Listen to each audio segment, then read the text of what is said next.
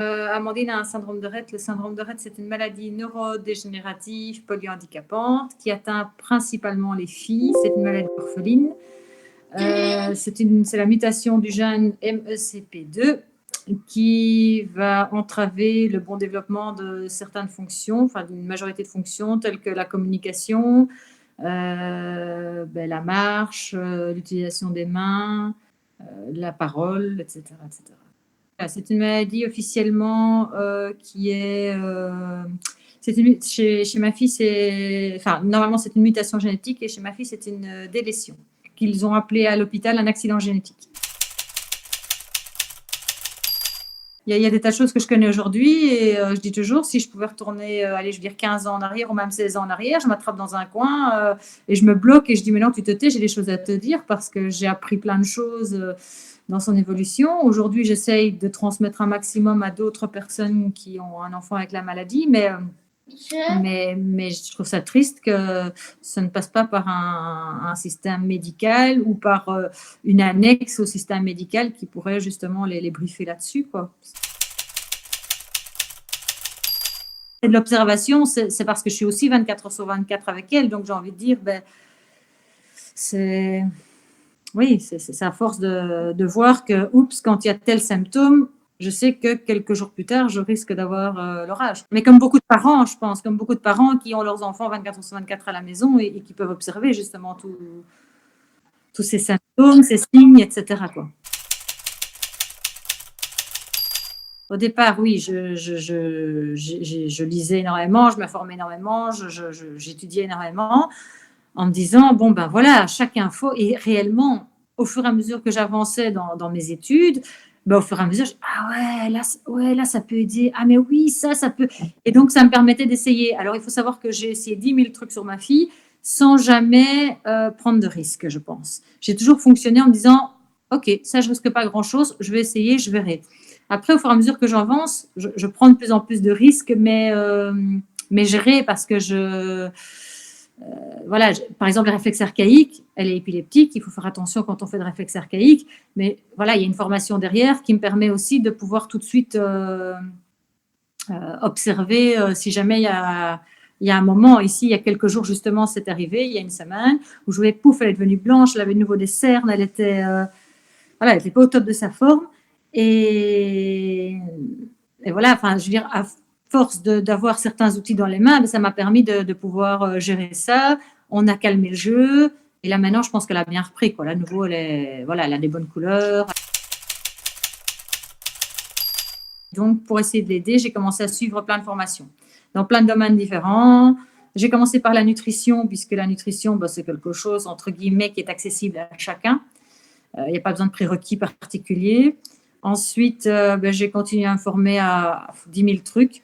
Et là, pour l'instant, aujourd'hui, ma branche, c'est la kinésiologie, le brain gym, les réflexes archaïques. Et donc, voilà, toujours dans le but de l'aider. Et aujourd'hui, je me rends compte que avec tout ce que j'ai dans les mains, je peux peut-être aussi aider d'autres personnes, ce que je commence à faire. Et voilà, donc j'ai pris une année de congé ici pour un peu mettre tout ça en place, pour créer le fameux centre de jour également pour elle. Et d'autres enfants. Et je me dis qu'avec voilà, tout ce que j'ai appris, j'aimerais peut-être commencer doucement à aider d'autres enfants ou jeunes ou adultes, enfin peu importe, il n'y a pas d'âge parce que ça reste toujours des enfants dans nos cœurs. Et voilà, d'essayer de faire quelque chose pour les aider à évoluer, quoi. Parce que c'est pas dit, c'est ce que je disais tout à l'heure, en fait, le problème, c'est que j'ai dû chercher moi-même, tu vois. J'ai dû chercher moi-même, tiens, qu'est-ce qui pourra aider? Donc, j'ai commencé par, voilà, j'ai envie de dire par la base, hein, comme je l'ai dit. Et donc, au fur et à mesure, en parlant avec l'un, avec l'autre, en plus, je suis une très, très embêtante quand je suis en formation parce que je pose toujours 36 000 questions pour pouvoir, j'ai envie de dire, presque être la thérapeute de ma fille. Et puis après, oui, aider d'autres. Voilà, et c'est ce que je disais tout à l'heure. Je reproche un petit peu au monde médical de ne pas informer là-dessus. Si on ne cherche pas, si on ne cherche pas, si on n'a pas accès aux bonnes informations, on va plutôt dire ça. J'ai pas envie du tout de dire que les gens qui ne cherchent pas, mais on ne trouve pas toujours tout de suite. Moi, il y a des choses, j'ai mis du temps pour trouver. Hein, maintenant, elle a 16 ans, quoi. Donc oui, ça a mis du temps. Et je me dis peut-être qu'en disant, voilà, vous n'êtes pas obligé de le faire, hein, on n'est pas obligé de dire aux gens, il faut faire ça, mais il existe ça comme thérapie. C'est juste qu'on ne connaît pas ou qu'on ne sait pas ou que c'est pas encore chez nous ou que c'est mal vu aussi parce qu'il y a des thérapies qui sont pas particulièrement bien vues en fonction des pays. Parce qu'on parle de cette fameuse kinésiologie. En Suisse, il y a des kinésiologues dans les hôpitaux. On va en Belgique, c'est des charlatans. Tu vois la différence? Ça coûte presque moins cher de me former moi-même parce que je peux travailler dessus tous les jours.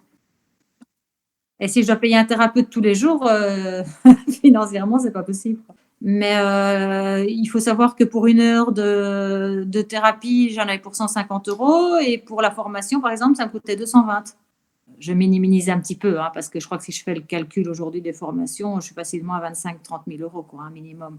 Mais si j'avais été chez des thérapeutes tout le temps, je serais au même prix, quoi. Sauf qu'aujourd'hui, j'ai les outils en main. Alors, je connais pas encore tout et j'ai encore beaucoup de choses à apprendre, heureusement, parce que j'adore ça.